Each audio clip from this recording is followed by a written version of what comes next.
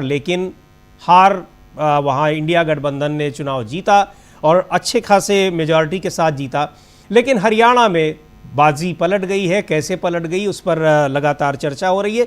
एक बार आपको हरियाणा के जो ताज़ा अभी परिणाम है, वैसे ताज़ा तो बड़ी देर से वही दिख रहे हैं, लेकिन फिर भी आपको हम बता ही देते हैं कि भारतीय जनता पार्टी 49 सीटों पर आगे चल रही है।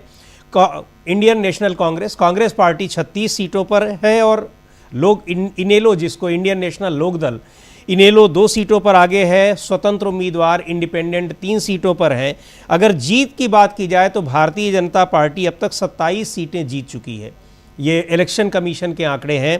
22 सीटों पर वो लीड कर रही है, आगे है। कांग्रेस पार्टी 25 सीटों पर जीत चुकी है, 11 सीटों पर आगे है। यानी जीतने में दोनों पार्टियों में केवल 2 सीटों का अंतर है। इंडियन नेशनल लोकदल केवल 2 सीटों पर आगे चल रही है, जबकि इंडिपेंडेंट 2 सीटों पर 2 सीटें जीत चुके हैं और 1 सीट पर इंडिपेंडेंट कैंडिडेट आगे हैं।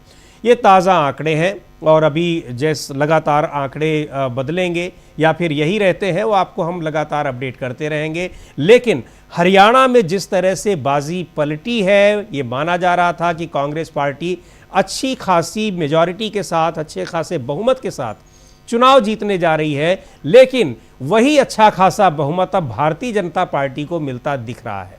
ये अचानक परिवर्तन ये कैसे हो गया, सभी लोग हैरान हैं, चूंकि किसी ने उससे पहले ये प्रेडिक्शन नहीं किया था।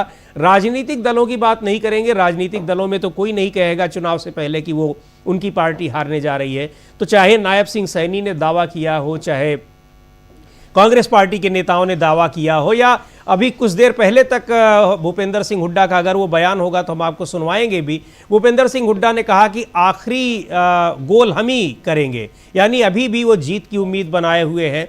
तो राजनीतिक दल तो अपनी बात करेंगे, लेकिन जो विश्लेषक हैं, जो सर्वेक्षण करने वाले हैं, जो ग्राउंड में रिपोर्टिंग करने वाले हैं, उनमें से ऐसा शायद ही कोई हो जिसने ये उम्मीद की हो, लेकिन उसका उलट बिल्कुल हो रहा है। तो ये उलट परिणाम निश्चित तौर पर बार बार सोचने को मजबूर कर रहे हैं कि आखिर ये कैसा हुआ। और वहीं जम्मू कश्मीर में जिस तरह से भारतीय जनता पार्टी ने पूरी कोशिश की, पूरी ताकत अपनी लगाई, बावजूद इसके वहाँ पर आर्टिकल 370 के खात्मे को लेकर और जो वहाँ शांति बहाली की बातें भारतीय जनता पार्टी कर रही थी कि बहुत अच्छी स्थिति है, निश्चित तौर पर उसके उन दावों के खिलाफ वहाँ पर लोगों ने वोट दिया है, उन चीज़ों को खारिज किया है, भारतीय जनता पार्टी के दावे को। और 370 के ज़रिए जो वहाँ का राज्य का दर्जा छीन लिया गया, स्टेटहुड छीन लिया गया, उसके खिलाफ ये एक तरह से मैंडेट है। लेकिन हरियाणा में बाजी बिल्कुल पलटी हुई दिखाई पड़ रही है।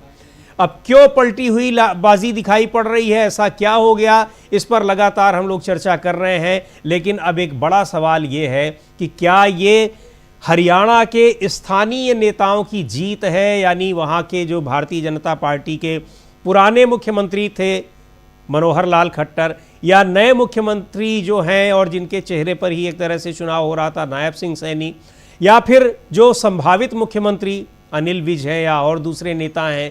तो इस जीत के पीछे क्या रहा, या प्रधानमंत्री नरेंद्र मोदी और गृह मंत्री अमित शाह। अमलेंदु जी, और एक बार लेते हैं, सुनते हैं भूपेंद्र सिंह हुड्डा ने क्या कहा है, एक बार उनको सुनवा लेते हैं। उसके बाद इसी सवाल पर अमलेंदु जी आपके पास आऊँगा, तो सुनते हैं क्या कह रहे हैं भूपेंद्र सिंह हुड्डा। अभी आखिरी गोल का मौका उनके पास है, यानी काउंटिंग में उनको उम्मीद है कि शायद ये परिणाम 35 से 50, यानी 50 वाला आंकड़ा उनकी तरफ आ जाए, 35 वाला आंकड़ा भारतीय जनता पार्टी की तरफ चला जाए, उनको ये उम्मीद है। सुनते हैं क्या कह रहे हैं। और कई जगह काउंटिंग की गई है, तो मेरा एक तो सभी जो काउंटिंग एजेंट हमसे साथियों से निवेदन है कि आप डटे रहो, मेजोरिटी आ रही है। सर आप इतने सीनियर शांत रहो। सर आप इतने सीनियर लीडर हैं, मुख्यमंत्री रह चुके हैं 10 साल तक। आज 2:30 बजे जब काउंटिंग हो रही है, क्या आप पूरी जिम्मेवारी से ये बात अपने जो कार्यकर्ता है उसको बता रहे हैं? हाँ, मेरे पास खबर है, कई जगह काउंटिंग रुकी हुई है, जैसे रोहतक शहर की रुकी हुई है, और कई जगह है जो कंफ्यूजन के लिए डाटा अपडेट नहीं किया। मान लो जहाँ कहीं 10 राउंड की हुई है, 11 राउंड तक, 12 राउंड तक हुई है, 7 राउंड तक का डाटा किया है। कई जगह जो जैसे थानेसर है वहाँ जीत हमारा कैंडिडेट जीत भी गया है, सर्टिफिकेट भी ले आया, वो भी अभी उसमें नहीं डाल रहे हैं। इस प्रकार से कन्फ्यूजन है, कन्फ्यूजन क्रिएट हो रहा है। डाटा अपडेट करा तो इलेक्शन कमीशन का तो डाटा अपडेट करें। और जैसे मैंने कहा ये खेल है, बॉल कभी इधर कभी उधर, लेकिन गोल हम मारेंगे। कमीशन में और कई जगह काउंटिंग रुका की गई है। तो मेरा एक तो सभी जो काउंटिंग एजेंट हमसे साथियों से निवेदन है कि आप में डटे रहो, मेजोरिटी आ रही है। सर आप इतने सीनियर शांत रहो। सर आप इतने सीनियर लीडर हैं, मुख्यमंत्री रह चुके हैं 10 साल तक। आज 2:30 बजे जब काउंटिंग हो रही है, क्या आप पूरी जिम्मेवारी से ये बात अपने जो कार्यकर्ता है उसको बता रहे हैं? हाँ, मेरे पास खबर है कई जगह काउंटिंग रुकी हुई है, जैसे रोहतक शहर की रुकी हुई है और कई जगह है जो कन्फ्यूजन के लिए डाटा अपडेट नहीं किया। मान लो जहाँ कहीं 10 राउंड की हो गई है, 11 राउंड तक 12 राउंड तक हो गई है, 7 राउंड तक का डाटा किया है। कई जगह जो जैसे थानेसर है वहाँ जीत हमारा कैंडिडेट जीत भी गया है, सर्टिफिकेट भी ले आया। सर आप इतने सीनियर लीडर हैं, मुख्यमंत्री रह चुके हैं 10 साल तक। आज 2:30 बजे जब काउंटिंग हो रही है, क्या आप पूरी जिम्मेवारी से ये बात अपने जो कार्यकर्ता है उसको बता रहे हैं? हाँ, मेरे पास खबर है कई जगह काउंटिंग रुकी हुई है, जैसे रोहतक शहर की रुकी हुई है और कई जगह है जो कन्फ्यूजन के लिए डाटा अपडेट नहीं किया। मान लो जहाँ कहीं 10 राउंड की हो गई है, 11 राउंड तक 12 राउंड तक हो गई है, 7 राउंड तक का डाटा किया है। कई जगह जो जैसे थानेसर है वहाँ जीत हमारा कैंडिडेट जीत भी गया है, सर्टिफिकेट भी ले आया, वो भी अभी उसमें नहीं डाल रहे हैं। इस प्रकार से कन्फ्यूजन। तो आखिरी गोल भूपेंद्र सिंह हुड्डा कह रहे हैं कि कांग्रेस ही करेगी वही करेंगे, और भूपेंद्र सिंह हुड्डा कह रहे हैं कि कांग्रेस ही करेगी वही करेंगे, और उनको अभी भी उम्मीद है कि आंकड़े बदल सकते हैं। उम्मीद लगातार है और अब धांधली के भी आरोप लगने लगे हैं। चरखी दादरी में कांग्रेस उम्मीदवार ने मतगणना में गड़बड़ी का आरोप लगाया है, कई और जगहों पर आरोप लगे हैं और चुनाव आयोग को कांग्रेस पार्टी ने एक ज्ञापन भी सौंपा है। उसको इन चुनाव आयोग की जो कार्यप्रणाली है, जिस तरह से ये चुनाव के डाटा आंकड़े अपडेट हो रहे हैं, उस पर उसने आपत्ति जताई है, उस पर विरोध दर्ज कराया है और उससे संबंधित ज्ञापन चुनाव आयोग को सौंपा भी है।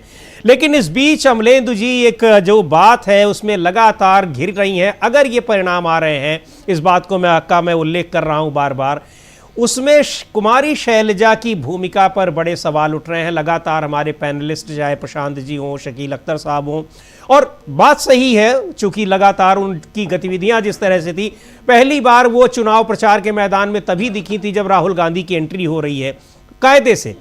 तो ये सारी चीज़ें दिखाई पड़ रही हैं। तो क्या इसमें ये शैलजा की क्या भूमिका है, इसको लेकर उस पर हम आपसे एक टिप्पणी लेंगे। लेकिन सुनते हैं कि जो चुनाव के परिणाम आ रहे हैं, जो दिखाई पड़ रहे हैं, जो हमें रुझान अभी दिखाई पड़ रहे हैं, इस पर कुमारी शैलजा ने क्या कहा है। आज चुनाव परिणाम कंप्लीट आए हैं। बीजेपी हाफ सेंचुरी लगा चुकी है, कांग्रेस की हार तय देखी जा रही है। निराशाजनक है नतीजे। हम सुबह तक हमें पूरी उम्मीद थी, हमारे सभी वर्कर बहुत निराश हैं क्योंकि इन्होंने जो 10 साल सहा है कांग्रेस पार्टी के लिए, इन्होंने खून पसीना बहाया है। आज जब ऐसा नतीजा आता है तो निराश हो जाते हैं सब। निराशाजनक बात है ये, लेकिन अब हमको इन सब बातों को देखते हुए नए सिरे से आगे सोचना होगा, क्योंकि जो ये अभी चल रहा है बिजनेस एज यूजुअल, ऐसा तो नहीं चलेगा। कहाँ हमारी कमियां रही हैं, क्या कमियां रही हैं, इसके बारे में देखना होगा। कौन जिम्मेवार रहे, पार्टी को किस तरह से स्टेट में सींचा नहीं गया, तालमेल नहीं रखा गया, जो कौन लोग हैं जो जिम्मेवार थे सबको साथ लेकर चलने के और पार्टी को एक दिखाने के और सबको बैलेंस आउट करने के, वो भी बातें हैं। स्टेट में क्या मैसेज गया है, किस लिए लोग कांग्रेस की सरकार बनाते हुए पीछे हट गए हैं। जो एक माहौल बनाया राहुल जी ने, वो उस माहौल को एकदम निगेट कर दिया, खत्म कर दिया। इसके लिए क्या कारण हुए, ये सब बातें देखनी पड़ेंगी। मैम, आप जो कह रहे हैं कि तालमेल की कहाँ कमी रही या एक माहौल जो था वो सक्सेसफुल नहीं रिजल्ट ला पाया, तो आप इस चीज को आप मानते हैं, शुरुआती मंथन कह लें, आप मानते हैं कि तालमेल की कमी रही और ये वजह है, बड़ी वजह है? देखिए, ये हमने पहले से कहा था। आप जानते हैं कि मीडिया के सामने ये बातें पहले हुई थी। चुनाव के समय जरूर हमें लगा कि हमको सबको मिलकर चुनाव लड़ना चाहिए। बहुत कुछ होते हुए हमने सारी चीजें ढकते हुए चुनाव लड़ा, मिलकर चुनाव लड़ा। लेकिन जिस तरह से उसके as a run up election तक और इलेक्शन के दौरान बहुत सी बातें हैं, आज कहना अच्छा नहीं लगेगा, ऐसे लगेगा कि हम पुअर लूजर हैं। तो इस चीज को छोड़ें, लेकिन आगे के लिए पार्टी को कैसे हम मजबूत करें और हमारे वर्कर जो इतनी मेहनत कर करके 10 साल बाद आज उम्मीद लगाए हुए थे कि हमारी सरकार होगी, हमारी पूछ होगी और ऐसी सरकार से निजात मिलेगा, आज उनकी सारी उम्मीदों पर जो पानी फिरा है, उसके लिए बहुत दुख होता है, निराशा होती है। पर हमारा वर्कर निराश हुआ है, हताश नहीं हुआ। आगे के लिए हम सब मिलकर कांग्रेस पार्टी को फिर से मजबूत करने की बात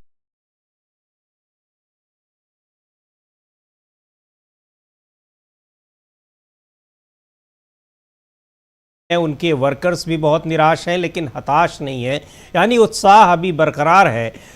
पर अमलेंदु जी, जो इस बाइट को सुनवाने से पहले जो आपसे सवाल मैंने पूछा कि जो कुमारी शैलजा की भूमिका को लेकर रहे हैं, तो क्या वास्तव में ये उनकी जो नाराज़गी थी या उनकी जो गैर मौजूदगी रही काफ़ी लंबे समय तक चुनाव प्रचार के दौरान, उसका कोई प्रभाव पड़ा है? और अगर प्रभाव पड़ता हुआ दिखाई पड़ रहा था तो क्या ये कांग्रेस पार्टी को नहीं दिखाई पड़ा, या फिर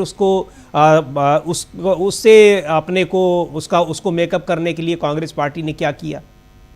देखिए समीर जी, शैलजा के नाराज़ होने का तो कोई असर नहीं पड़ा, लेकिन शैलजा को कांग्रेस मना रही है इसका असर जरूर पड़ा। और शैलजा की असर मतलब को मनाने का असर, या शैलजा को एक तरह से कहा जाए कि न्यूट्रलाइज करने के लिए अशोक तंवर को लाया गया, इसका भी शायद असर पड़ा। लोगों को लगा कि शायद भूपेंद्र सिंह हुड्डा जो हैं वो अब दौड़ में पिछड़ रहे हैं, और इसलिए जो गढ़ था भूपेंद्र सिंह हुड्डा का, वहाँ भी कांग्रेस पिछड़ती हुई दिखाई दी।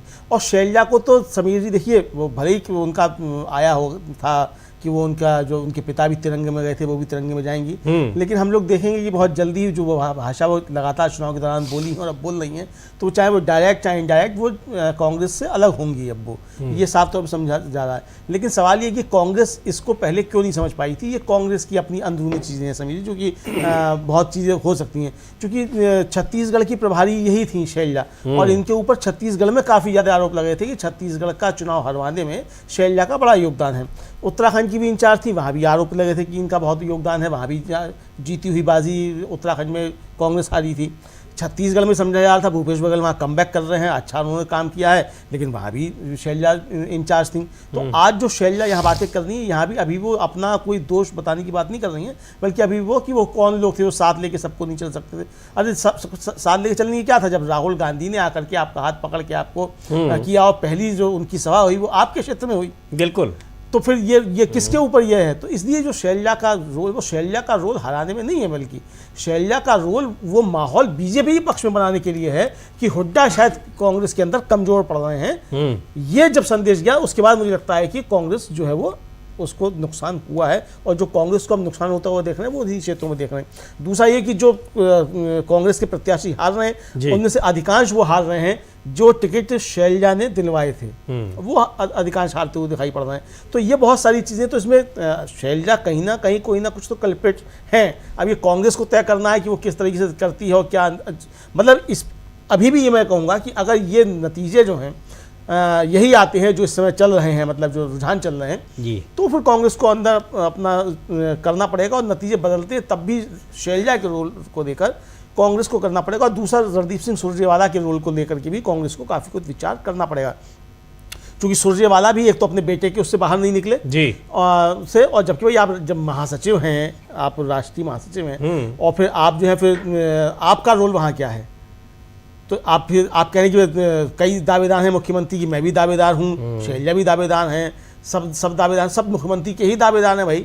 सरकार बनाने के लिए कौन काम कर रहा है फिर, अगर सब सही बात है। फिर विधायकों को चुनाव जितवाने के लिए कौन है, ये भी कौन बहुत है? बड़ा सवाल। हाँ। लेकिन एक बात तो है कि अगर वास्तव में यही जो रुझान हमें दिख रहे हैं, अगर यही परिणाम में तब्दील हो रहे हैं, तो बड़ा दिलचस्प चुनाव ये होगा, बहुत दिनों तक याद रखा जाएगा कि भारतीय जनता पार्टी कैसे जीत गई ये चुनाव और कांग्रेस पार्टी कैसे हार गई ये चुनाव। दोनों में कोई एक मत वाली बात तय नहीं हो पा रही है। आश्चर्य इस बात पर भी हो रहा है कि भारतीय जनता पार्टी इस चुनाव को कौन कैसे जीत गई, किसकी वजह से जीत गई। अब तक जो तमाम चुनावों को जिताने का श्रेय जिन्हें दिया जाता था, उन्हें लोगों ने चुनाव के प्रचार से ही दूर कर दिया कि आप मत आइए, आपके आने से हम हार सकते हैं। लेकिन वो चले गए, दूर हो गए, फिर जीत गए चुनाव। और कांग्रेस पार्टी में ये कहा जा रहा है कि ये चुनाव कैसे हार गए, किसकी वजह से हार गए। राहुल गांधी ने आखिरी क्षणों में इतना बढ़िया मोमेंटम बनाया था, इतनी भीड़ जुट रही थी, लोग आ रहे थे, जो मुद्दे उठा रहे थे उनके प्रति लोगों में एक काफ़ी विश्वास दिखाई पड़ रहा था। वो कोई कहने की बात नहीं, वो सारी चीज़ें दिख रही थी। तो ये बहुत बड़ा सवाल होगा अतुल जी, इस पर ही विमर्श होगा कि हर व्यक्ति इसमें बिल्कुल चौंका हुआ है, चौंका हुआ दिखाई पड़ रहा है कि आखिर क्या है। भारतीय जनता पार्टी जीती भी तो किसकी वजह से जीती, कांग्रेस पार्टी अगर हारी भी तो किसकी वजह से हारी। पहली बात तो हार और जीत पर ही बहुत आश्चर्यजनक ये परिणाम दिखाई पड़ रहे हैं, लेकिन इनके पीछे कारण क्या है वो भी, उस पर भी बहुत कुछ समझ में नहीं आ रहा है। देखिए समीर जी, ये एनालिसिस तो तमाम चुनाव नतीजों के बाद सभी पार्टियां करती ही हैं कि किसकी वजह से ये नतीजे आए, किसकी वजह से जीत हुई, किसकी वजह से हार हुई।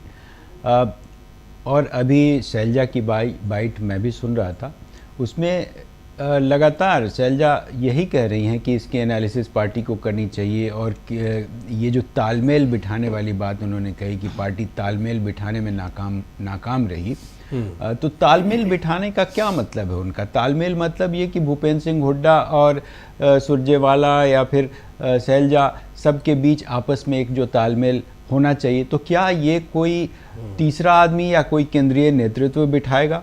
ये क्या इन्हें एक पार्टी की मजबूत और सीनियर नेता होने के नाते क्या खुद इनकी जिम्मेदारी नहीं बनती कि ये तालमेल ये खुद आपस में मिलकर के बिठाएं? हरियाणा के जो नेता हैं, तो ये किसी के ऊपर ठीकरा फोड़ना या केंद्रीय नेतृत्व को इसके लिए जिम्मेदार ठहरा देना, ये इस वक्त ख़ास तौर से किसी भी तरह से शैलजा का ये बयान आम लोगों के समझ में आने वाला नहीं है। और ख़ास तौर से कांग्रेस के जो आला कमान हैं उनको भी ये कहीं ना कहीं खटकने वाला बयान तो है ही। और शैलजा जो इंटरव्यूज़ लगातार देती रहीं इस बीच, उसमें भी उन्होंने लगातार भूपेंद्र सिंह हुड्डा के सवाल पर या फिर अपने कैंडिडेट्स को टिकट ना मिलने के सवाल पर जिस तरह से उन्होंने तमाम पत्रकारों, तमाम चैनलों के साथ इंटरव्यूज़ में बातें कही हैं, वो साफ तौर से ये जाहिर करता है कि शैलजा कांग्रेस में खुश नहीं है। जी, अब अतुल जी आपको थोड़ा रोकेंगे। कांग्रेस पार्टी की प्रेस कॉन्फ्रेंस हो रही है इन चुनाव परिणामों पर, इन पर बात करने के लिए सीधे रुख करेंगे कांग्रेस पार्टी मुख्यालय का दिल्ली में, जहां पवन खेड़ा और जयराम रमेश प्रेस कॉन्फ्रेंस कर रहे हैं। वहां हम लोग चलते हैं और सुनते हैं कि देखें परिणामों पर क्या कहना है। हालांकि नाराजगी जता चुके हैं, चुनाव आयोग में ज्ञापन दे चुके हैं, शिकायत दर्ज करा चुके हैं। कई सीटों पर यह खबर आ रही है कि मतगणना के आरोप लगा रहे हैं कांग्रेस उम्मीदवार और लगातार इसको लेकर सवाल उठ रहे हैं। तो सीधे रुख करते हैं कांग्रेस पार्टी मुख्यालय का, जहां पवन खेड़ा और जयराम रमेश प्रेस कॉन्फ्रेंस माध्यम से किस तरह से जम्मू कश्मीर में भ्रष्टाचार, कैसे वहां के स्थानीय नागरिकों की न सुरक्षा का ध्यान रखा, न रोजगार का ध्यान रखा। लगातार जो खबरें, आतंकवाद बढ़ने की खबरें, जम्मू रीजन तक में आतंकवादी हमले होने लगे, न आम नागरिक वहां सुरक्षित महसूस करता है, न पर्यटक महसूस करते हैं अपने आप को सुरक्षित। कश्मीरी पंडितों से जो वादे किए गए वो बिल्कुल भुला दिए गए पिछले 10 साल में। ये सब इन परिस्थितियों के बीच में जम्मू कश्मीर में एक चुनाव हुआ, ऐतिहासिक चुनाव था, और जम्मू कश्मीर के बाशिंदों ने एक स्पष्ट जनादेश दिया। जम्मू कश्मीर आज भी हम उसको राज्य ही मानते हैं, तो मैं तो यही कहूँगा कि जम्मू कश्मीर राज्य के लोगों को बहुत बहुत मुबारक कि उन्होंने इस चुनाव में बढ़ चढ़कर हिस्सा लिया और करारा जवाब दिया उन लोगों को जिन्होंने जम्मू कश्मीर को की इज्जत को रौंदने में कोई कसर नहीं छोड़ी थी। जैसा कि आप सब जानते हैं, पूर्ण राज्य का दर्जा छीनकर यूनियन टेरिटरी बनाना अपने आप में अप्रत्याशित था। हरियाणा में चुनाव हुआ जिसके नतीजे बिल्कुल अप्रत्याशित हैं और यहां तक कि यह भी कहेंगे कि अस्वीकार्य हैं। जिस तरह की शिकायतें लगातार आ रही हैं, अभी हम जयराम रमेश जी और मैं जिस कमरे में बैठे थे वहां भी लगातार शिकायतें हमारे नारनौल के कैंडिडेट राव नरेंद्र सिंह हो गए या पानीपत के कैंडिडेट हो गए, 3 जिलों से हिसार, महेंद्रगढ़, पानीपत, यहां से लगातार शिकायतें आ रही कि कैसे बैटरीज जो मशीन की थी वो 99% थी और जिन मशीनों की बैटरीज 99% थी उन मशीनों में नतीजा एक आया, हमें हराने वाला नतीजा आया, और जो मशीनें नहीं जिनको छेड़ा गया, जिनकी बैटरी 60-70% जो स्वाभाविक है होनी चाहिए थी, उसमें हम जीत रहे हैं हमारे कैंडिडेट। तो हम ये सारी शिकायतें इकट्ठी कर रहे हैं। हमारे कैंडिडेट्स ने वहाँ रिटर्निंग ऑफिसर्स को शिकायतें दी हैं और दे रहे हैं अभी, लेकिन आने वाले कुछ दिनों में ये सारी शिकायतें लेकर हम चुनाव आयोग में जल्दी ही जाएंगे और अपनी शिकायत वहां दर्ज कराएंगे। इस तरह का नतीजा कहीं भी धरातल पे नहीं दिख रहा था। आप लोग भी गए, हम लोग भी गए, सब घूम रहे थे। कोई ये नहीं मान सकता कि हरियाणा में इस तरह का अप्रत्याशित नतीजा आएगा। हम सब अचंभित हैं। ये अगर एक लाइन में इसको कहा जाए तो ये तंत्र की जीत है और लोकतंत्र की हार है। हम इसे स्वीकार नहीं कर सकते। जयराम रमेश जी से मैं आग्रह करूंगा कि इस प्रेस वार्ता को आगे बढ़ाते हुए अंग्रेजी में अपनी बात रखें।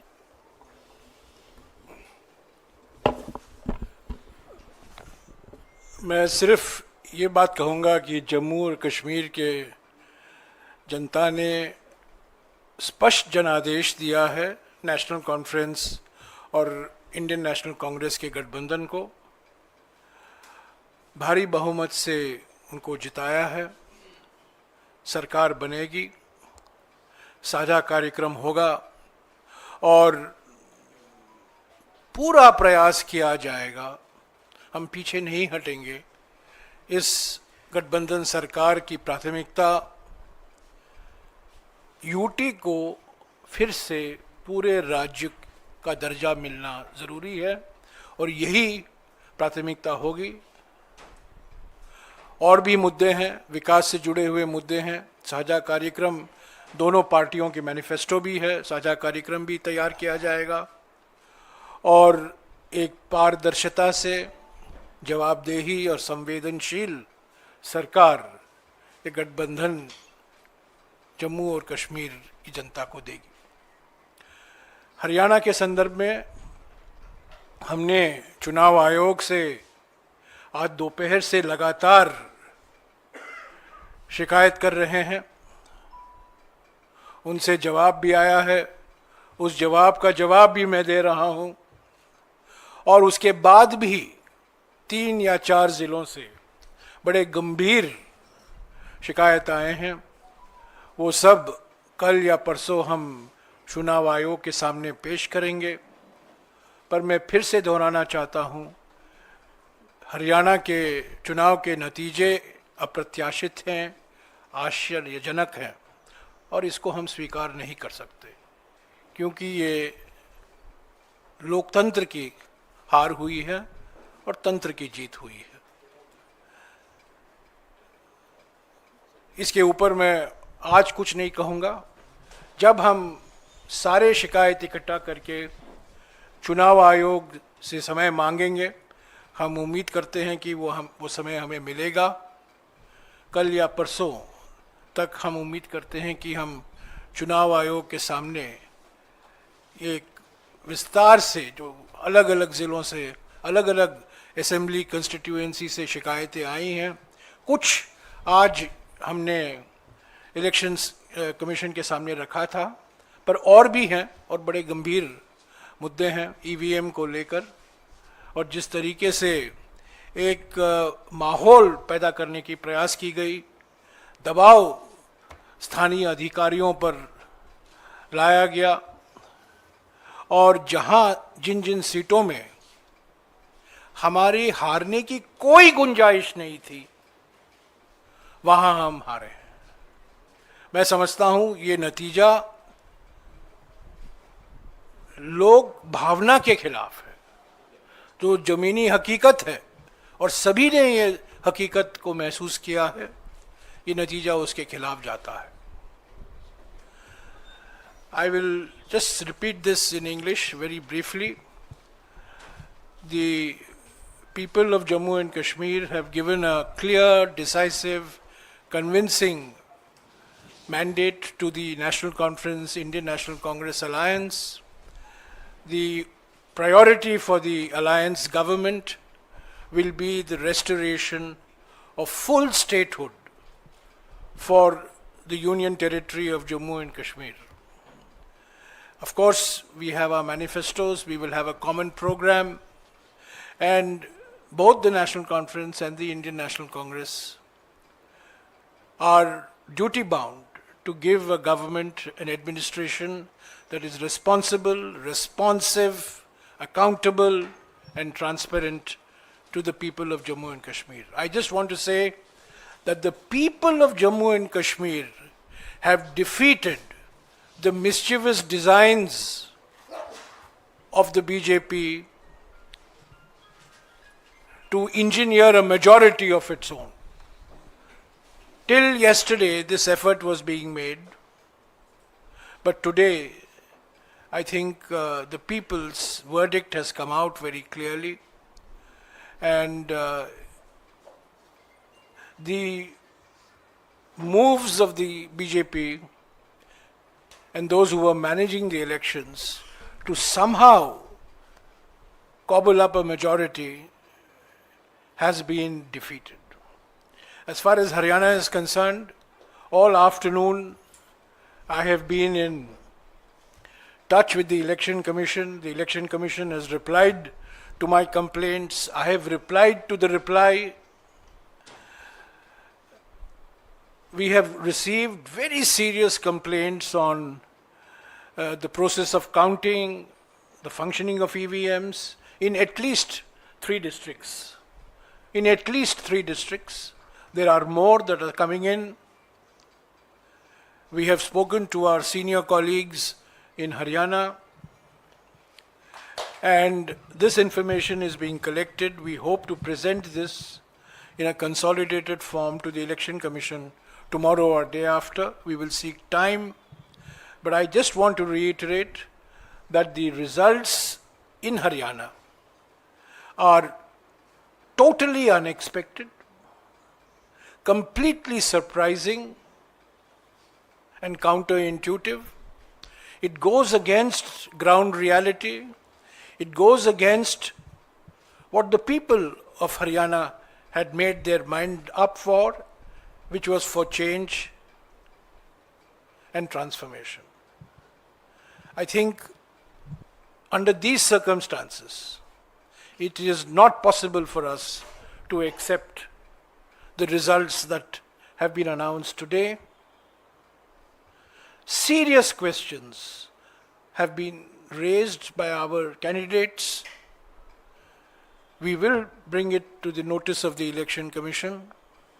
And what we have seen today in Haryana is, I think, a victory for manipulation,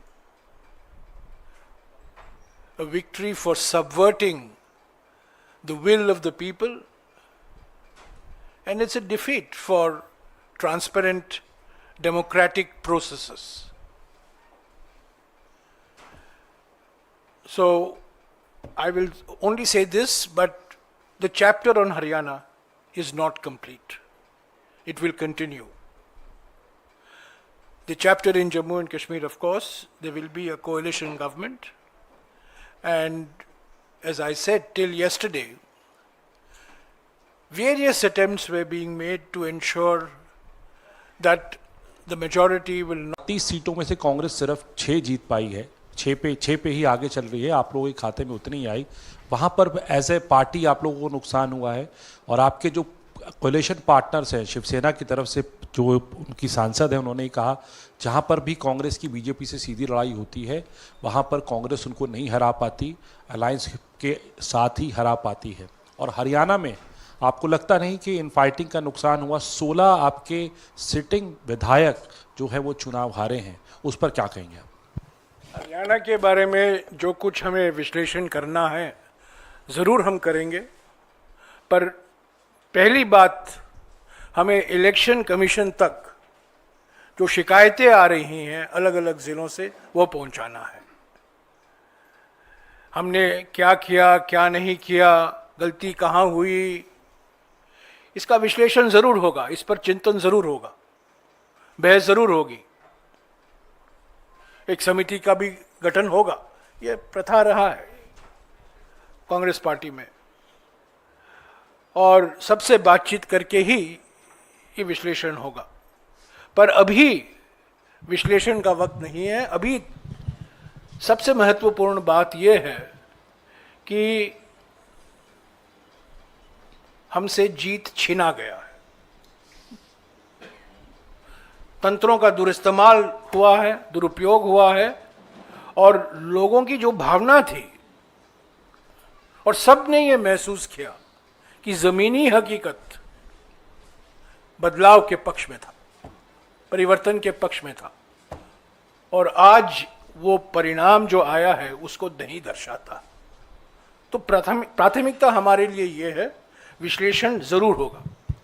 Jammu के बारे में जो आपने सवाल किया, मैं स्वीकारता हूँ कि हमारा प्रदर्शन जम्मू में और बेहतर होना चाहिए था। इसके भी कुछ कारण हैं, उस पर भी चिंतन होगा, विचार विमर्श ज़रूर होगा। पर महाराष्ट्र में मैं याद दिलाना चाहता हूँ कि लोकसभा चुनाव में कांग्रेस पार्टी पहले स्थान पर थी, और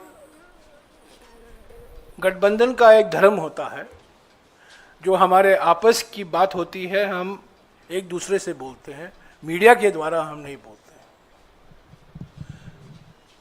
हम गठबंधन में हैं महाराष्ट्र में, उस गठबंधन को मजबूत करना हमारा कर्तव्य बनता है। हम कुछ नहीं कहेंगे हमारे गठबंधन के साथी दलों के बारे में, पर जो चुनाव के नतीजे आए हैं हरियाणा को लेकर, उस पर कई सवाल, गंभीर सवाल उठे हैं, उसको आगे ले चलना ईसी तक, और इसी के साथ बात करना हमारा फ़र्ज़ बनता है। अगले 2-3 दिन में हम वो करेंगे, और जम्मू और कश्मीर में शीघ्र ही हम उम्मीद करते हैं कि एनसी और आईएनसी गठबंधन सरकार बनेगी, एक साझा कार्यक्रम तैयार किया जाएगा, और जो जनता की उम्मीदें हैं उसको पूरा करने की पूरा प्रयास करेंगे, और उसमें पहले स्थान पर जम्मू और कश्मीर को पूर्ण राज्य का दर्जा वापस लौटाना है। इसके लिए एनसी भी वचनबद्ध है और इंडियन नेशनल कांग्रेस भी वचनबद्ध है। हाँ, इधर पवन ने जो कहा कि जम्मू कश्मीर में जो जो आपने फैक्टर्स गिनाए वो सब सही थे, उसके बावजूद एक लग रहा था कि आपकी clear road ahead to victory है जम्मू में, जहां पर बीजेपी बहुत डाउन एंड आउट थी।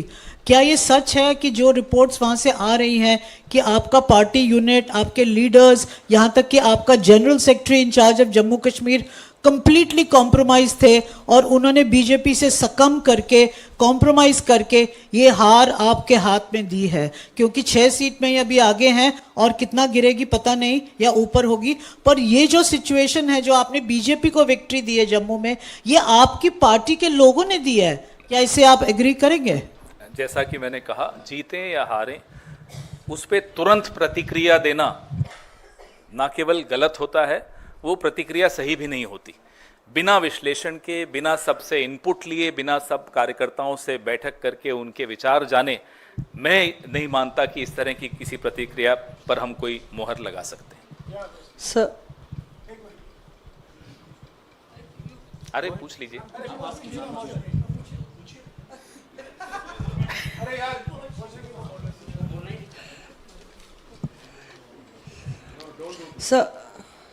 सर ये जो 3 जिलों का आपने जिक्र किया, तो ये कौन से जिले हैं और कितनी सीटें इसमें प्रभावित हो रही हैं इन जिलों में, ये हम लोग जानना चाहेंगे। और थोड़ी अजीबोगरीब बात नहीं है कि एक तरफ आप जम्मू कश्मीर की जीत और आगे क्या प्रक्रिया रहेगी उसका जिक्र कर रहे हैं, और दूसरी तरफ कह रहे हैं वहाँ पे जनता की जीत हुई, और दूसरी तरफ कह रहे हैं हरियाणा में अंगूर खट्टे हैं, हरियाणा में हमारी जीत छीनी गई है। अजीबोगरीब तो तब जनता को क्या मैसेज? अजीबोगरीब तब होता कि जब हम कहते कि नहीं साहब सब जगह खराब है मशीन।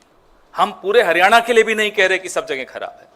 हम नारनौल असेंबली का ही अगर आपको उदाहरण दें तो साफ, और ये कोई कोइंसिडेंस नहीं हो सकता, साफ सामने दिखता है, आंकड़े हैं, सब मशीनें सामने रखिए। जिन मशीनों के यूनिट की बैटरी 99% है वो मशीनें हमें हरा रही हैं। जिनकी बैटरी, और स्वाभाविक रूप से बैटरी कम होती है, 60-70% पे आई है, उसमें हम जीत रहे हैं। तो ये एक संयोग नहीं हो सकता।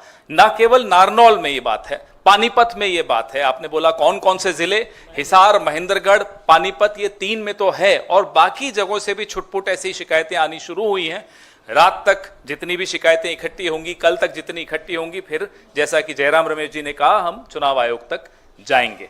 तो हमने कभी भी ऐसा नहीं कहा कि भाई पूरा ये सारी मशीनें खराब हैं। हम तो हरियाणा के लिए भी नहीं कह रहे कि सारी मशीनें खराब हैं, लेकिन जहां जहां हस्तक्षेप हुआ है वहां की बैटरी 99% है। आप मुझे बताइए, इतने दिन से मशीनें पड़ी हैं 99%, और सबकी स्टैंडर्ड, सबकी 99% कैसे हो सकती है? और जिनको नहीं छेड़ा गया उसमें कोई 60% है, कोई 70%। और ऐसा नहीं कि शिकायत दोपहर को हुई हो, मशीनें खुलने के वक्त ही हमारे कैंडिडेट ने शिकायत की थी, तब तो कोई रिजल्ट नहीं आया था। तभी राव नरेंद्र सिंह जी ने उसी वक्त शिकायत करनी शुरू कर दी थी, हमें फोन करना शुरू कर दिया था, तब रिजल्ट आना शुरू नहीं हुआ था। इनफैक्ट तब तो आप लोग बाहर जो हमें दिखा रहे थे कि रुझान हमारे पक्ष में चल रहे थे 70-71 सीट पे, तब भी हमने लिखित शिकायत हमारे राव नरेंद्र सिंह जी ने और पानीपत वाले कैंडिडेट ने करनी शुरू कर दी थी। So you said that results are not acceptable to the Congress. Could you elaborate on that? And what are the, apart from approaching the EC, will you also take legal recourse? What do you exactly mean when you say that it is not acceptable to you? Well, in response to जो मौसमी ने सवाल किया था, कितने सीटों का सवाल है, हमारा अनुमान है कि 12-14 सीटें ऐसे हैं जहां गंभीर, इससे भी ज़्यादा हो सकती हैं, पर पहला लिस्ट जो हमने तैयार किया है 12 या 14 सीटें ऐसे हैं जहां गंभीर सवाल उठाए गए हैं उम्मीदवारों द्वारा। तो ये कल ही बता पाएंगे फाइनल कितने सीटें हैं, पर आज मैं बता सकता हूं 12 से 14 सीटें पर गंभीर सवाल उठते हैं।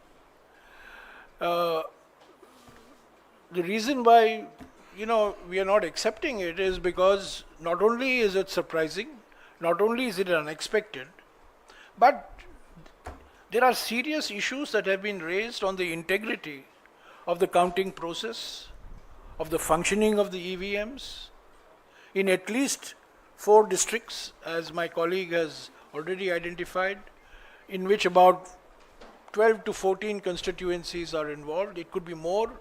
We will have the final list tomorrow. We'll share it with you. We will be going to the Election Commission. Election Commission is our first stop.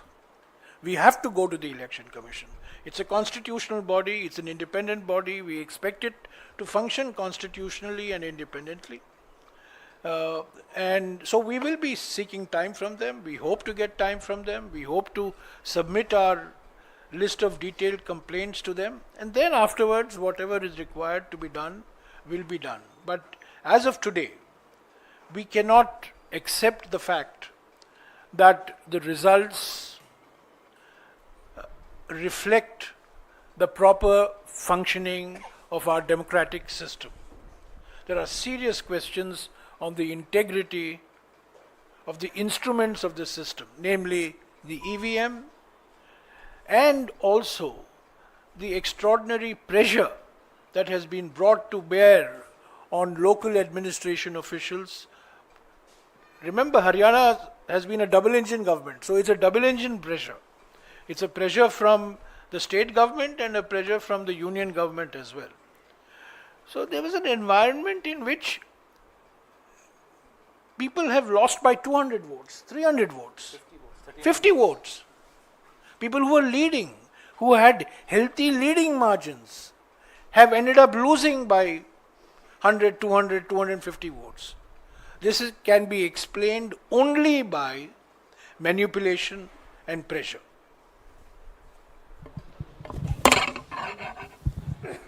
Sir, अब तक आपके पास जो तथ्य सामने आए हैं, क्या इस नतीजे पर आप पहुंचे हैं कि कोई सुनियोजित ढंग से कोई ईवीएम में गड़बड़ी की गई है?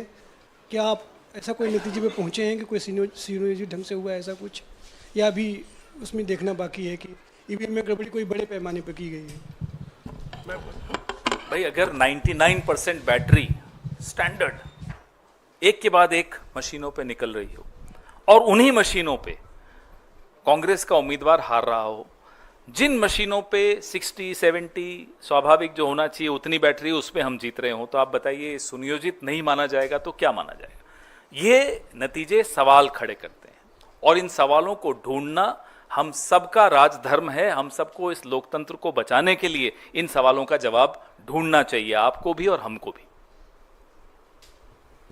आप समझे, ये साजिश समझे, जहां 99% बैटरी है वहां बीजेपी की जीत होती है, और जहां 70% के नीचे बैटरी है वहां कांग्रेस की जीत होती है। ये संयंत्र नहीं है तो और क्या है?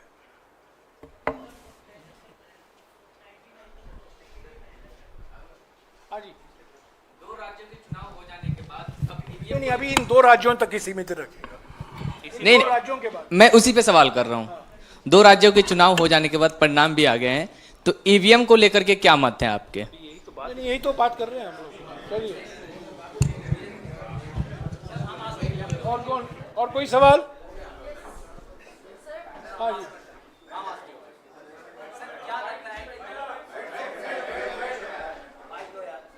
बोल दो, आवाज आ रही है। सर, क्या लगता है कि 2-2.5 दिन का जो मतलब इन्वेस्टिगेशन होगा उससे कुछ निकल के सामने आएगा?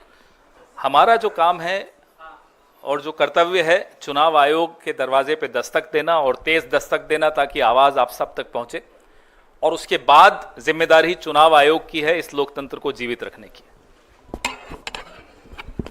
आपने सुना होगा, कर्मण्येवाधिकारस्ते मा फलेषु कदाचन। हम अपना कर्म निभा रहे हैं, अपना धर्म निभा रहे हैं। शिकायत करना हमारा फर्ज बनता है और हमारा लोकतांत्रिक अधिकार भी बनता है। जो हमने देखा है, 99% बैटरी, 65% बैटरी, ये सब मैं समझता हूं काफी आश्चर्यजनक बातें निकल कर आई हैं हरियाणा के चुनाव के संदर्भ में। और मैं फिर दोहराना चाहता हूं, ये आश्चर्यजनक नतीजे हैं, अप्रत्याशित नतीजे हैं, और लोगों की भावना के खिलाफ ये नतीजे हैं।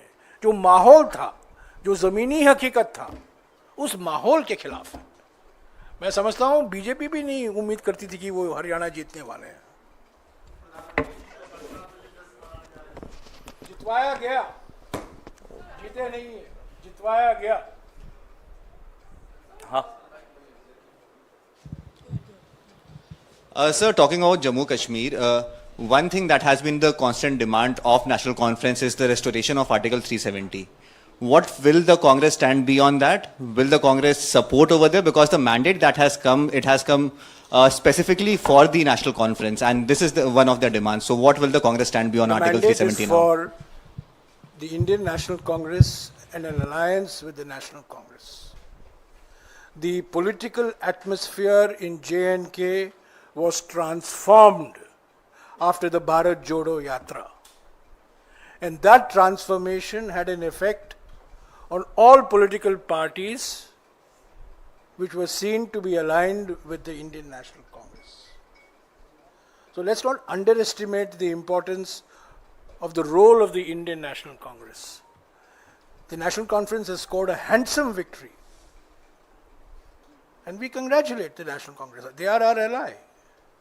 But to say that the Indian National Congress has not had a role in the transformation in the political environment in J&K in the last 2 years flies in the face of reality. The Bharat Jodo Yatra was a transformational movement as far as the politics of J&K is concerned. We should never minimize or underestimate the achievement of Mr. Rahul Gandhi in Jammu and Kashmir particularly, both in Jammu as well as in Kashmir. Our priority, you asked the question, our priority immediately, Mr. Gandhi has already said this in his election campaign, the Congress president has said it in his election campaign. Our immediate priority is to restore full statehood to Jammu and Kashmir. It was downgraded to the status of a UT 5 years ago. It's never happened before in Indian history. It should not happen. But restoration of full statehood status and giving a democratically elected chief minister and his council of ministers full constitutional authority is our priority. We don't want an alliance government to be at the beck and call of the LG. The LG cannot run Jammu and Kashmir anymore. Jammu and Kashmir has to be run by this democratically elected government.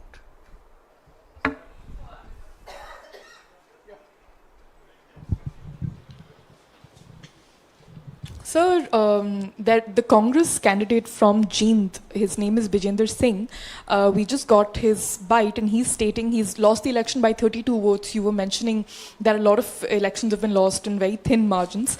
And while you also spoke about the foul play, he has said that this defeat is because of the independent candidate cutting his share. So that does... There could be different reasons in different areas. What the complaints that we've got and that we are getting are from 3 districts primarily. And then when we compile those complaints, we'll take them to the Election Commission. As I said, one size doesn't fit all. Different constituencies have different reasons for their victories or defeats.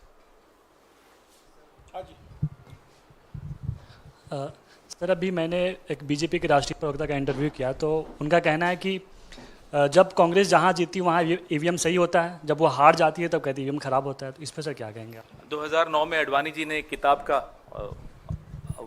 Release की थी, launch की थी, जो GVL Narasimha ने लिखी थी EVMs के खिलाफ, और उसमें पूरा टेक्निकली समझाया था कि ईवीएम्स कैसे गलत हैं। तो उनको कहिए पहले 2014 का रिजल्ट को ठुकराएं, रिजेक्ट करें, 19 को रिजेक्ट करें, फिर हमसे बहस करें आकर।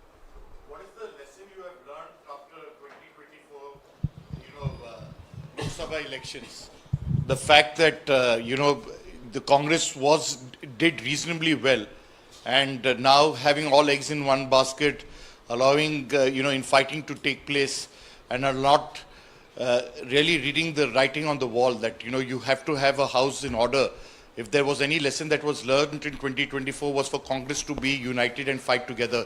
What was the reason? Because we saw Selja speaking out, we saw Huda there. Could you kindly explain to us why the Congress has shot itself on its foot? The writing on the wall was the Congress will come back to power. That was the writing on the wall. That has been deliberately erased. The writing on the wall was very, very clear to anybody who was willing to read the writing on the wall. Why did it happen? But there are people who are experts in replacing walls. They just replace the wall. Or machines. Or in this case, machine.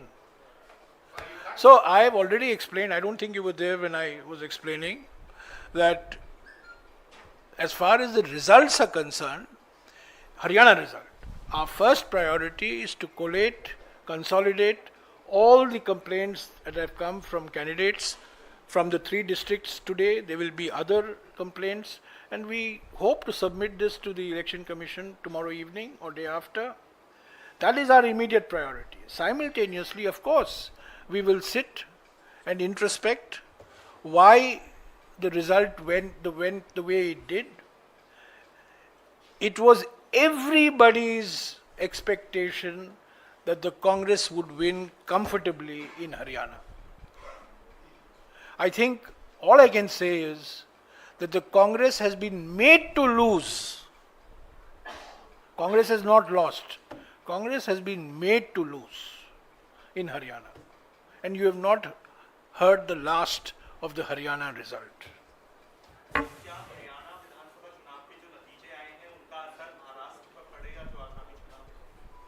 Lok Sabha में हरियाणा में आपने देखा हमारी कैसी अच्छी performance रही।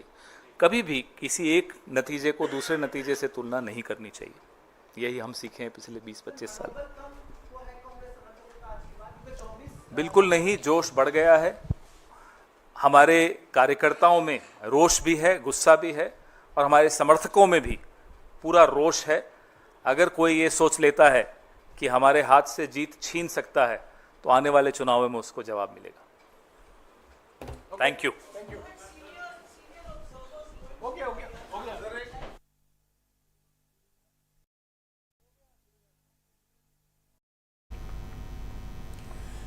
तो बड़ा आरोप लगाया है कांग्रेस पार्टी ने कि हमारे हाथ से हरियाणा में जीत छीन ली गई है। कई आरोप लगाए हैं। सबसे बड़ा आरोप ये कि जो ईवीएम मशीनें जो स्ट्रांग रूम में बंद थीं, उसके बाद जब उनको काउंटिंग के लिए लाया गया तो उन ईवीएम मशीनों की जो चार्जिंग थी वो 99% यानी पूरी तरह से वो चार्ज थी, और उन्हीं मशीनों में जहां उस तरह की मशीनें मिली हैं वहां काउंटिंग हुई है, वहां पर कांग्रेस पार्टी को हार का सामना करना पड़ रहा है। जहां मशीनें 60% 70% तक ही चार्ज थी, यानी डिस्चार्ज हो गई थी 30-40%, वहां पर कांग्रेस पार्टी जीत रही है। यह बड़ा आरोप लगाया है पवन खेड़ा ने, जयराम रमेश ने। इसको लेकर चुनाव आयोग में शिकायत करने की तैयारी हो रही है। कांग्रेस पार्टी के कई नेता जो हरियाणा के अलग अलग हिस्सों से हैं वो मतगणना में गड़बड़ी के आरोप लगा रहे हैं। चरखी दादरी में कांग्रेस के जो उम्मीदवार हैं उन्होंने मतगणना में धांधली के आरोप लगाए हैं। कई जगहों से इस तरह की खबरें आ रही हैं, लेकिन ताज़ा अपडेट जो चुनाव आयोग की वेबसाइट पर है वो ये है कि 49 सीटों पर भारतीय जनता पार्टी के उम्मीदवार या तो जीते हैं या वो बढ़त बनाए हुए हैं, और 36 सीटों पर कांग्रेस पार्टी के उम्मीदवार या तो जीते हैं या बढ़त बनाए हुए हैं, और 5 सीटें दूसरे यानी जिसमें इंडियन नेशनल लोकदल हैं, इंडिपेंडेंट हैं, उनके पास जाती हुई दिखाई पड़ रही हैं।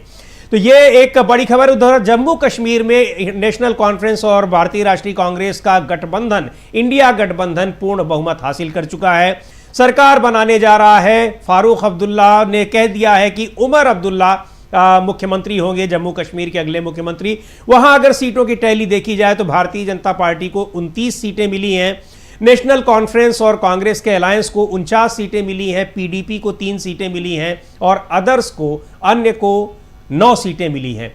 तो जम्मू कश्मीर में कांग्रेस पार्टी और नेशनल कॉन्फ्रेंस गठबंधन की सरकार बनने जा रही है।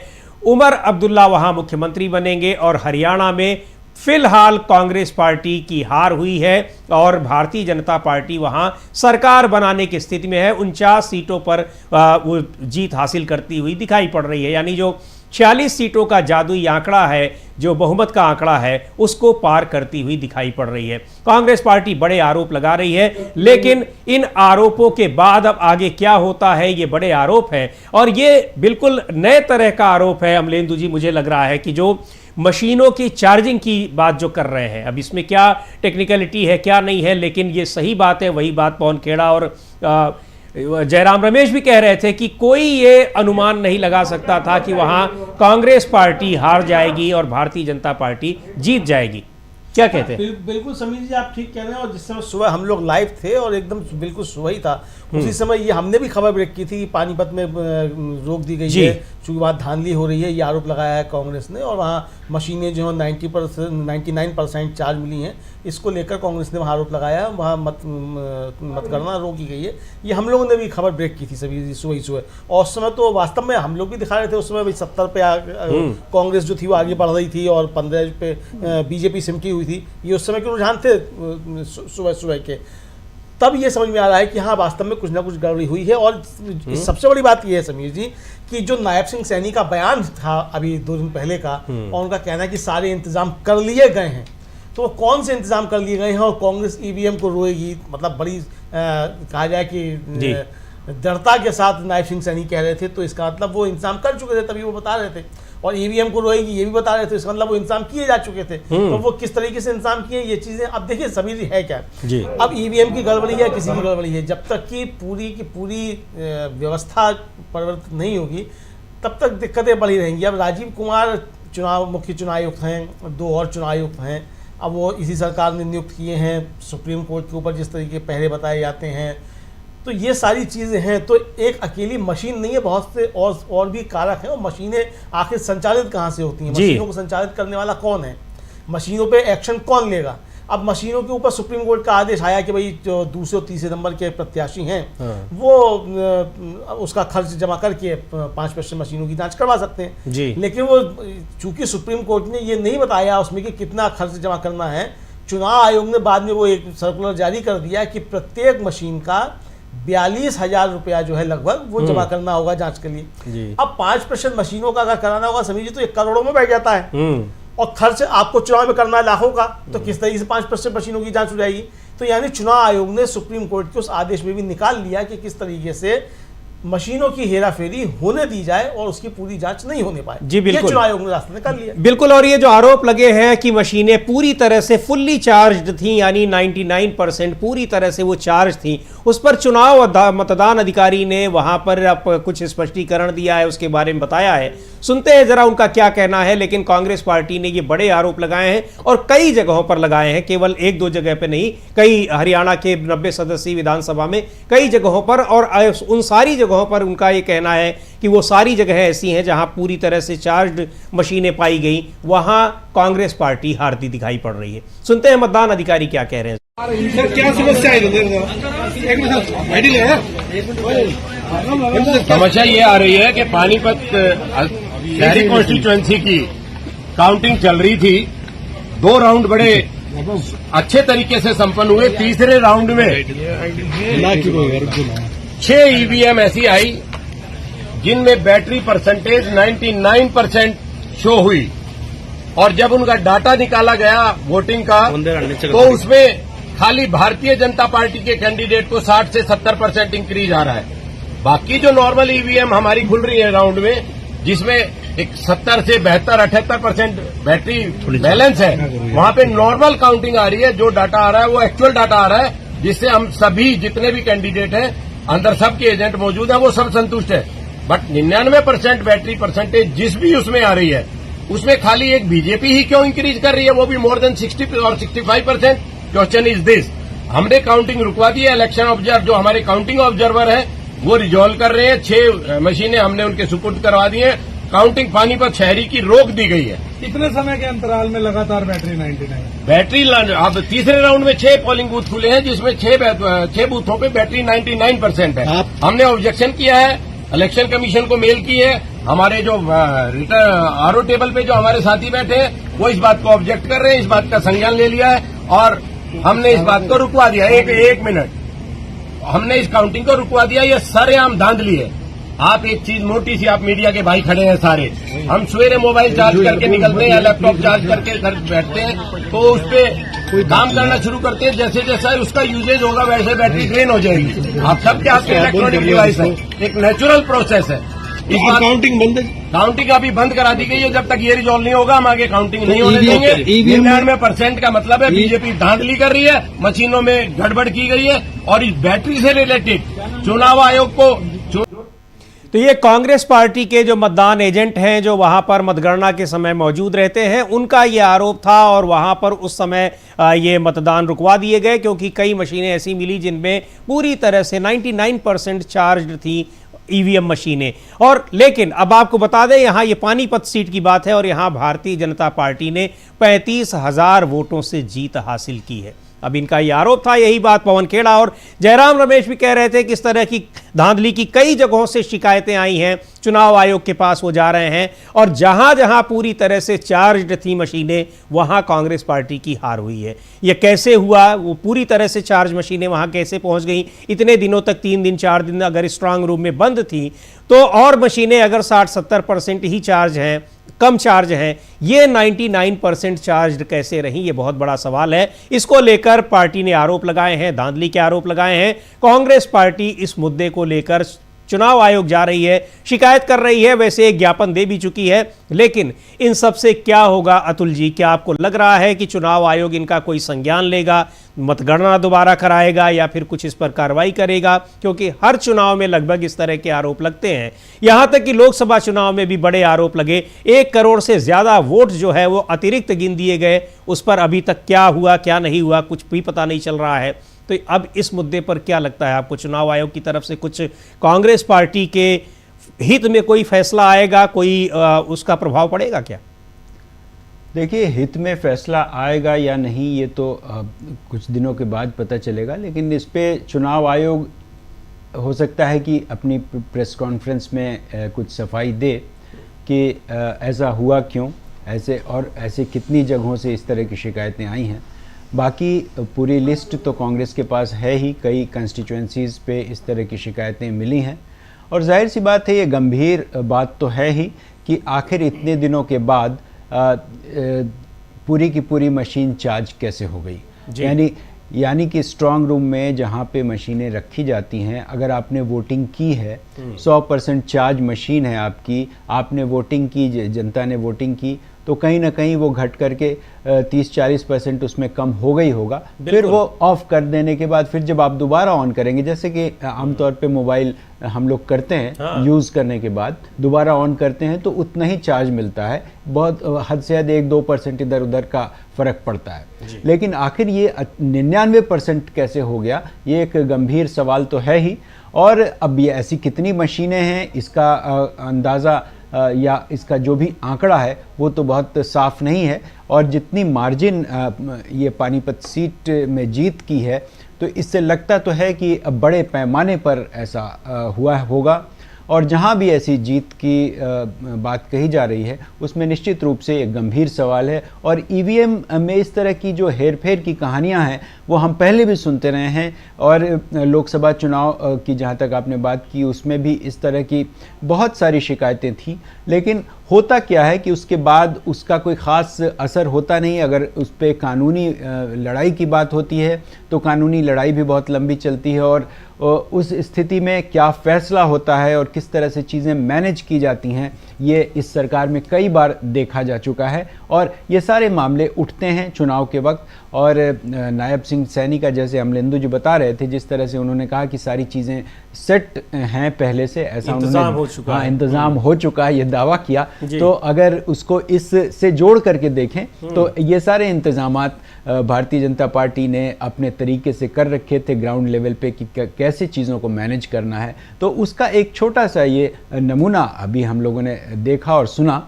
तो जाहिर सी बात है कि इसका क्या असर होगा क्या नहीं होगा, कांग्रेस शिकायतें करेगी और उसका किस तरह से संज्ञान लेगी, चुनाव आयोग किस तरह संज्ञान लेगा, और इसकी आगे की लड़ाई कैसे लड़ती है कांग्रेस, ये एक देखने की बात होगी। लेकिन फिलहाल बहुत तत्काल इस पे कोई कार्रवाई होगी ऐसी संभावना तो नहीं दिखाई पड़ती। लेकिन आरोप बड़े हैं और सबसे बड़ी बात यह है कि जो चार्ज्ड मशीनें जो पूरी तरह से चार्ज हैं, 99% वो चार्ज हैं मशीनें, उनमें केवल कांग्रेस पार्टी, ये भारतीय जनता पार्टी के ही वोट अगर निकल रहे हैं मैक्सिमम, तो ये बड़ी बात है, बहुत बड़ा सवाल। और हर जगह ऐसा हुआ कि अगर पूरी तरह से जो चार्ज मशीनें रहीं उनमें भारतीय जनता पार्टी यानी कमल के फूल पर वोट मिल रहा है, और जो नहीं है वहां पर कांग्रेस पार्टी। तो ये बड़ा आरोप है।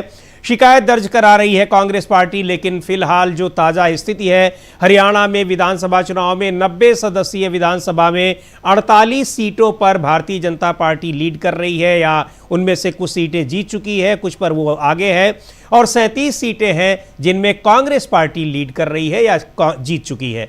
पांच सीटें ऐसी हैं जिन पर निर्दलीय या इंडियन नेशनल लोकदल के उम्मीदवार बढ़त बनाए हुए हैं। लेकिन कांग्रेस पार्टी इसको कह रही है, उसका आरोप है कि ये हमसे छीन ली गई है जीत, यानी बड़ी धांधली के आरोप लगा रही है। इसके खिलाफ जाएगी, वो चुनाव आयोग में जाएगी। लेकिन अब बड़ा सवाल यही है कि इस जीत के बाद क्या चुनाव आयोग क्या करेगा। लेकिन एक और भारतीय जनता पार्टी की तरफ से यह बड़ा सवाल है कि प्रधानमंत्री नरेंद्र मोदी और गृह मंत्री अमित शाह चुनाव के 2-3 दिन पहले से ही हरियाणा की जमीन छोड़कर दूसरे राज्यों में चुनाव प्रचार या सभाओं के लिए निकल लिए थे। चुनाव हरियाणा में हो रहे थे, लेकिन वो दूसरे राज्यों में चले गए, झारखंड और महाराष्ट्र में। लेकिन अब जब ऐसा लग रहा है कि हरियाणा में विधानसभा चुनाव भारतीय जनता पार्टी जीत रही है, तो बड़े बड़े कटआउट और होर्डिंग्स और तमाम जगहों पर उनकी तस्वीरें लग गई हैं, यानी श्रेय लेने की कोशिश शुरू हो चुकी है कि इस जीत का श्रेय प्रधानमंत्री नरेंद्र मोदी को ही दिया जाए। इस पर अभी टिप्पणी लेते हैं अमलेंदु उपाध्याय जी से। काफ़ी उन्होंने इसके बारे में एक अच्छा विश्लेषण किया हुआ है। लेकिन उससे पहले सुनते हैं जम्मू कश्मीर में उमर अब्दुल्ला को क्या कह रहे हैं। फारूक अब्दुल्ला ने कहा है कि जम्मू कश्मीर के अब अगले मुख्यमंत्री उमर अब्दुल्ला होंगे। 49 सीटें मिली हैं नेशनल कॉन्फ्रेंस और कांग्रेस पार्टी के गठबंधन को, पूर्ण बहुमत वहां पर मिला है। भारतीय जनता पार्टी की हार हुई है, महज 29 सीटें मिली हैं और पीडीपी को 3 सीटें मिली हैं। सुनते हैं उमर अब्दुल्ला को। एक लंबे अरसे के बाद जम्मू कश्मीर में एक जमहूरी निजाम कायम होगा। जम्मू कश्मीर के लोगों ने अपना फैसला सुनाया। वो फैसला हमारे सिरांखों पे अभी चंद सीटों के नतीजे आने बाकी हैं, लेकिन इस चीज से कोई इनकार नहीं कर सकता कि जम्मू कश्मीर के लोगों ने अगर एक तंजीम को पसंद किया है वो नेशनल कॉन्फ्रेंस को, और जो थोड़ी बहुत कमी रह गई थी वो हमारे अलायंस के पार्टनरों ने पूरी की।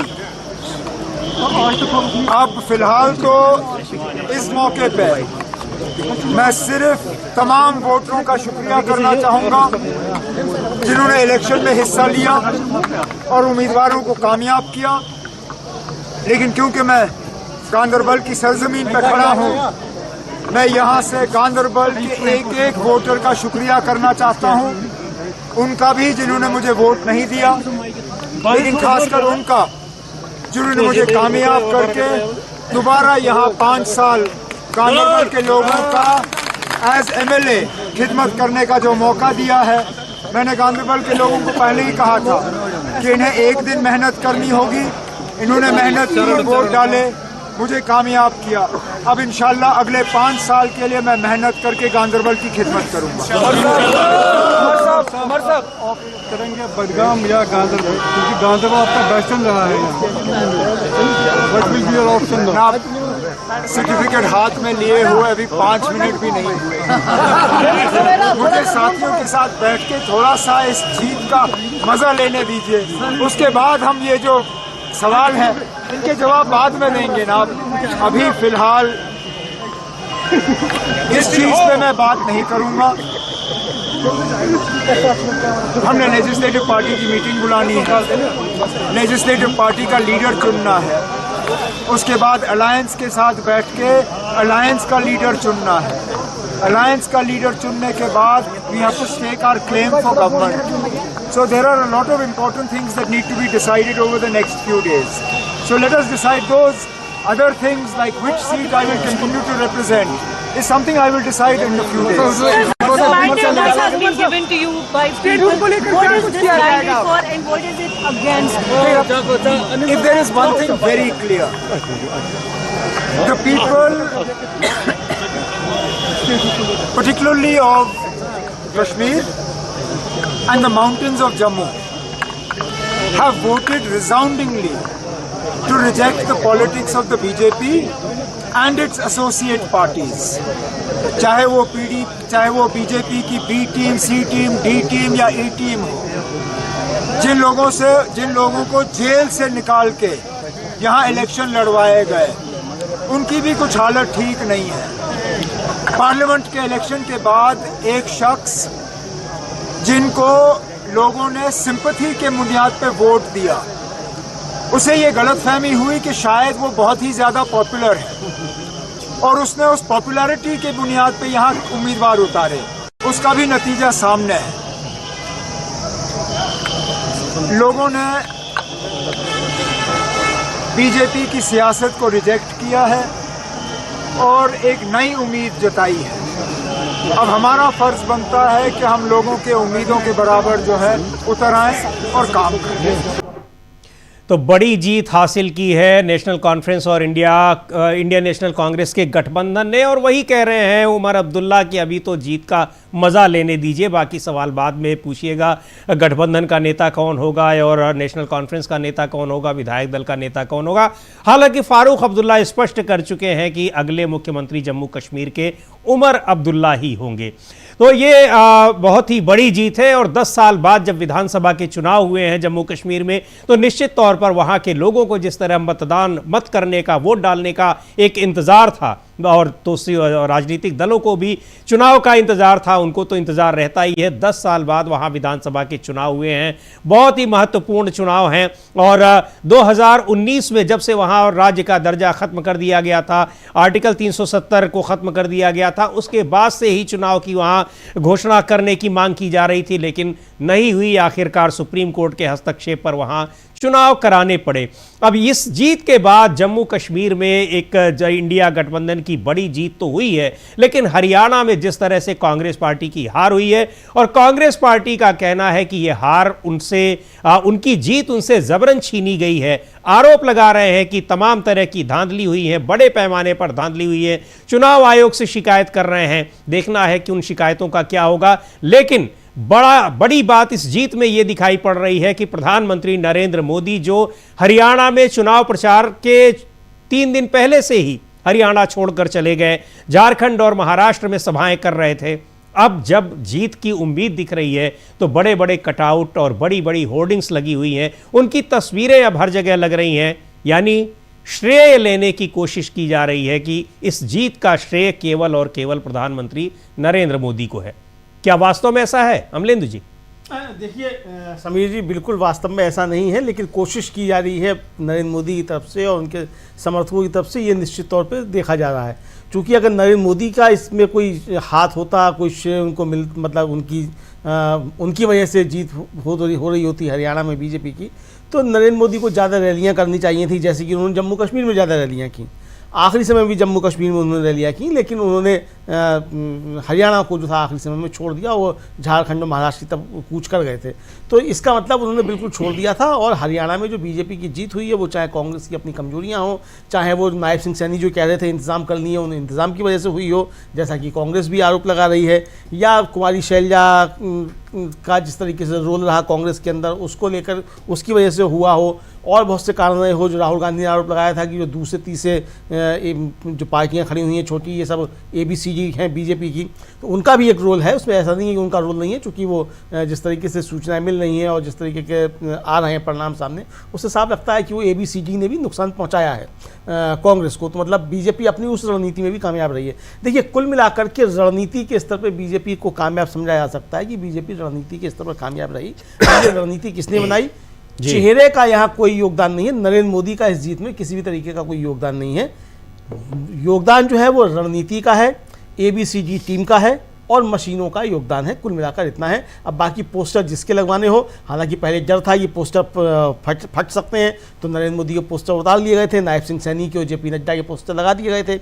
अब वो नायब सिंह सैनी और JP नड्डा के पोस्टर उतारे जा रहे हैं, नरेंद्र मोदी के पोस्टर लगाए जा रहे हैं, चूँकि पोस्टर फटने का खतरा बचा नहीं है। समीर जी, कुल मिला के बात इतनी सी है। यानी अगर हम वहाँ के कार्यवाहक मुख्यमंत्री नायब सिंह सैनी के शब्दों में कहें, कोट एंड कोट, कि इंतज़ाम हो गया है, तो अतुल जी, ये इस इंतज़ाम का श्रेय किसको दिया जाए? नायब सिंह सैनी को या फिर भारतीय जनता पार्टी की रणनीति को या फिर प्रधानमंत्री नरेंद्र मोदी को, जिनको अब दिया जा रहा है, उनकी पार्टी अब देने में लगी हुई है? एक और भी तो चुनाव है, उसका भी नाम ले लीजिए। अब वो अतुल जी बताएंगे कि किसको दिया जाए। नहीं, श्रेय तो देखिए लेने की होड़ तो लगी हुई है और इंतज़ाम तो सबने मिलके ही किया है। वैसे कहिए तो किसी एक को श्रेय नहीं दिया जा सकता, क्योंकि ये सारे इंतज़ामात डबल इंजन की सरकार है तो डबल इंजन इंतजाम भी डबल इंजन नहीं किया होगा, यही किया होगा। और जाहिर सी बात है कि अभी पोस्टर की बात हुई और जिस तरह के होर्डिंग्स की बात हुई, अब तो सरकार बननी थी बीजेपी की, बन गई।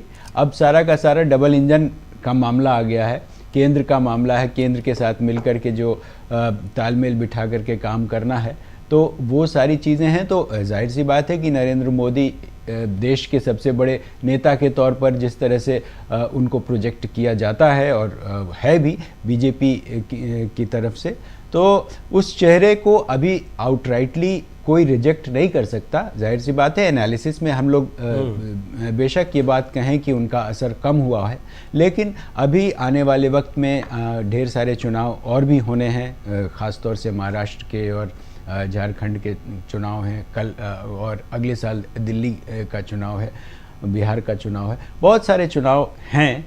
तो अभी भारतीय जनता पार्टी का जो स्टेट यूनिट है, कोई भी स्टेट यूनिट, मोदी को उस तरह से नज़रअंदाज करके नहीं चल सकता। तो पोस्टर और होर्डिंग्स तो मोदी के लगेंगे ही लगेंगे, और अभी आने वाले वक्त में जो जश्न का जो माहौल आप देखेंगे, और श्रेय लेने की जहाँ तक बात है, अभी आप देखिएगा कि मोदी जी भारतीय जनता पार्टी के कार्यालय में आकर के फूलों से बारिश होती है जी, पूरा तो माहौल बनाएंगे, माहौल तो बनेगा ही बनेगा। और निश्चित रूप से हरियाणा में जिस तरह से सरकार बनी है, अब उसके एनालिसिस होते रहेंगे तमाम तरीके से, लोग अपने अपने तरीके से, और कांग्रेस आरोप लगाती रहेगी। ये सिलसिला तो चलेगा, बावजूद इसके सरकार तो अल्टीमेटली बन ही रही है भारतीय जनता पार्टी के। और अमलेंदु जी, एक नाम यहाँ पर हम लोग एक कह लीजिए कि छूट रहा है, या भारतीय जनता पार्टी की तरफ से भी उसकी चर्चा नहीं हो रही है। प्रधानमंत्री नरेंद्र मोदी और गृह मंत्री अमित शाह भले ही आखिरी क्षणों में निकल लिए हों और आखिरी के 3-4 दिन यहाँ प्रचार नहीं किए हों, लेकिन उत्तर प्रदेश के मुख्यमंत्री योगी आदित्यनाथ स्टार प्रचारक के रूप में वहाँ सबसे ज़्यादा उनकी डिमांड थी, ऐसा देखने में आ रहा था। उन्होंने कई सभाएँ भी की और कई जगहों पर, ऐसी जगहों पर भी उन्होंने सभाएं की, इससे पहले चाहे वो पश्चिम बंगाल हो, केरल हो, सभाएं तो हर जगह उनकी होती हैं, लेकिन तमाम जगहों पर हारे, और उसका हारने का जो की जिम्मेदारी होती है उन पर भी दी गई, लादने की कोशिश की गई। लेकिन अब हरियाणा में जब भारतीय जनता पार्टी जीती है, और उन स्थितियों में जीती है कि स्टार प्रचारक मोदी जी खुद हरियाणा छोड़कर चले गए, तो क्या लग रहा है कि अब कुछ इसका श्रेय योगी जी को भी मिलेगा या फिर नहीं मिलेगा? हालांकि माहौल जो बन रहा है उसको देखते हुए तो अब नहीं लग रहा है, अब तो पूरा माहौल मोदी जी के ही इर्द गिर्द अब घूमेगा। देखिए समीर जी, अब पोस्टर किसी के भी लगाए जाए, लेकिन हाँ, इसमें तो कोई दो राय नहीं है कि योगी आदित्यनाथ हरियाणा में नरेंद्र मोदी से ज़्यादा पॉपुलर हैं। और ये हम लोगों ने ज़मीन पर भी देखा। आपको याद होगा कि एक महिला जो थी कह रही थी कि यहाँ तो कुछ काम नहीं किया है, यूपी में काम किया है, जबकि वो महिला जो थी वो अनपढ़ थी, है ना वो, लेकिन उनका वो उनका भी कहना था कि यहाँ तो काम नहीं किया है और वहाँ किया है। एक और व्यक्ति ने आपसे कहा, आपसे ही कहा समीर जी, जब आप जनता से बात कर रहे थे कि योगी जैसा मुख्यमंत्री यहाँ चाहिए, ये कहा। हालांकि वो वोटर किसी और का था, मतलब वो बीजेपी का वोटर नहीं था, लेकिन वो कहा था योगी जैसा मुख्यमंत्री चाहिए। मैं देख रहा था कुछ और रिपोर्ट्स देख रहा था, तो